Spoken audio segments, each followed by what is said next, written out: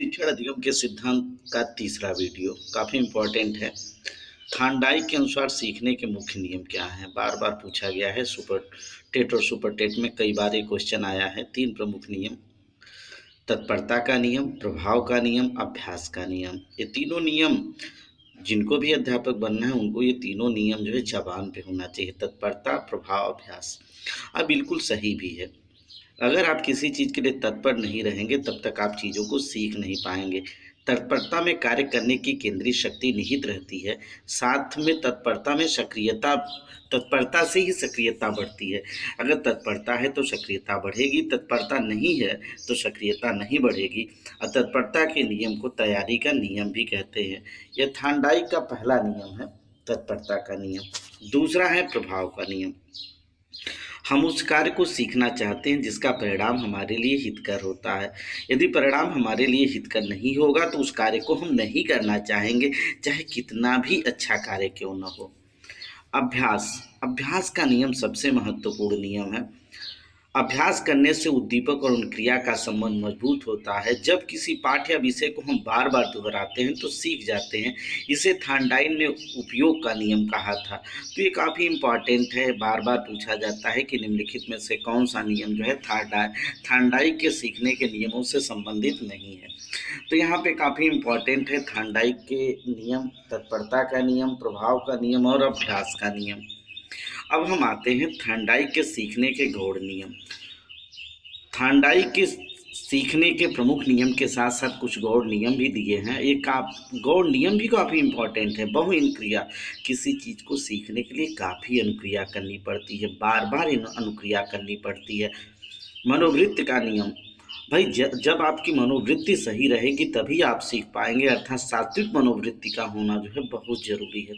आंशिक क्रिया का नियम: किसी भी पाठ को आप एक ही बार में नहीं सीख पाएंगे। जैसे हम ही आपको शिक्षण अधिगम के सिद्धांत बता रहे हैं तो कम से कम 5 इसके लेक्चर जो है आपको लेने पड़ेंगे। परीक्षा के समय 2 दिन के जो है कंटिन्यूअस लेक्चर लेने पड़ेंगे, तब जाके आपका यह चैप्टर जो है सही होगा। और वहाँ पे बिल्कुल कॉन्फिडेंस, और 2 बार वीडियो को देखेंगे, एक बार लिखेंगे, तब जाके कहीं जो है समझ में आएगा। तीसरा है आत्मीकरण, चौथा है आत्मीकरण का नियम। कोई चीज़ जब आपके पूर्व ज्ञान से जोड़कर आपको बताई जाएगी, आपको लगेगा कि ये चीज़ तो मुझे आ रही है, तभी आप सीख पाएंगे। इसको हम आत्मीकरण का नियम कहते हैं। और फिर धीरे धीरे पूर्व ज्ञान से जोड़ते हुए संबंधित परिवर्तन का नियम, मतलब बहुत बड़ा ज्ञान भी आपको दिया जा सकता है, जिसको साहचर्य रूपांतरण का नियम कहा जाता है। अर्थात आप जो है छोटी छोटी चीज़ों से जो है उस चीज़ के बारे में मुख्य रूप से जान लेंगे। नहीं कि किसी को डॉक्टर बनना है तो शुरू में ही उसको सारी चीज़ें, सबसे पहले तो उसको जो है सभी अंगों की जानकारी दी जाएगी। फिर अंगों में क्या टिश्यू होते हैं, क्या ऊतक होते हैं, क्या कोशिकाएं होती हैं, क्या नलिकाएं होती हैं, इन सब चीज़ों के बारे में जो है जानकारी दी जाएगी और किसका कैसे इसका उपचार संभव है। तो ये संबंधित परिवर्तन का नियम है। और यह आंशिक क्रिया के नियम के बाद जो है धीरे धीरे छोटी छोटी चीज़ों को सीखते हुए हम बड़ी चीज़ों को सीख जाते हैं। काफ़ी इम्पोर्टेंट है थार्नडाइक का सीखने का गौड़ नियम भी, और थार्नडाइक का जो है सीखने का प्रमुख नियम। अब हम आते हैं सबसे महत्वपूर्ण। थार्नडाइक भी अमेरिका के थे और अमेरिकी मनोवैज्ञानिक बीएफ स्किनर का क्रिया प्रसून अनुबंधन का सिद्धांत। थार्नडाइक का सिद्धांत यसार थ्योरी, लेकिन स्किनर का सिद्धांत आर्यस थ्योरी। थार्नडाइक की पुस्तक एनिमल इंटेलिजेंस और स्किनर की पुस्तक द बिहेवियर ऑफ ऑर्गेनिज्म काफ़ी इंपॉर्टेंट है। ये पुस्तक द बिहेवियर ऑफ ऑर्गेनिज्म में सीखने के सिद्धांत का प्रतिपादन किया गया। अब क्रिया प्रसूत का संबंध उत्तेजना से होता है, अर्थात जब किसी अनुक्रिया को करने के पश्चात यदि हमें किसी उद्दीपक की प्राप्ति होती है तो उस स्थिति में जो है एक उत्तेजना होती है, और यह क्रिया प्रसूत का संबंध उसी उत्तेजना से होता है। जैसे मान लीजिए सपोज डैट, अगर हम जो है जानते हैं कि हमें सारे क्वेश्चन आ रहे हैं, तो हम जिस बच्चे को ऑनलाइन क्लासेस दे रहे हैं उसको भी सारे क्वेश्चन आएंगे और उस समय वो पेपर जो है बहुत अच्छी तरीके से करेगा, और इसमें हमें जो है काफ़ी अच्छा लगता है। बीएफ स्किनर ने क्रिया प्रसूत अनुबंधन का प्रतिपादन करने के लिए चूहा तथा कबूतरों पर प्रयोग करते हैं। मुख्यतः उनका प्रयोग चूहे पे था। इसके लिए उन्होंने जो है बाक्सनुमा यंत्र का निर्माण किया, जिसको स्किनर बाक्स के नाम से जाना जाता है। बाक्स जो है ध्वनिरोधी था। बांस की दीवार से निकलता हुआ एक लीवर था, जिसका संबंध एक स्वचालित मशीन से था। लीवर दबाने की अनुक्रिया की रिकॉर्डिंग हो जाती थी, अपने आप हो जाती थी। लीवर दबाने से प्रकाश के साथ भोजन जो है सामने आ जाता है। सबसे पहले चूहा को भोजन नहीं दिखाई देता है, चूहा बॉक्स में इधर उधर घूमता है और फिर ऑटोमेटिक उससे लीवर दब जाता है, और लीवर दबने के बाद प्रकाश के साथ भोजन आता है, और उस समय चूहा देख भी नहीं पाता है, कुछ समय पश्चात चूहा भोजन को देखता है। क्रिया प्रसूत क्रिया के उपरांत पुनर्बलित उद्दीपक दिया जाता है।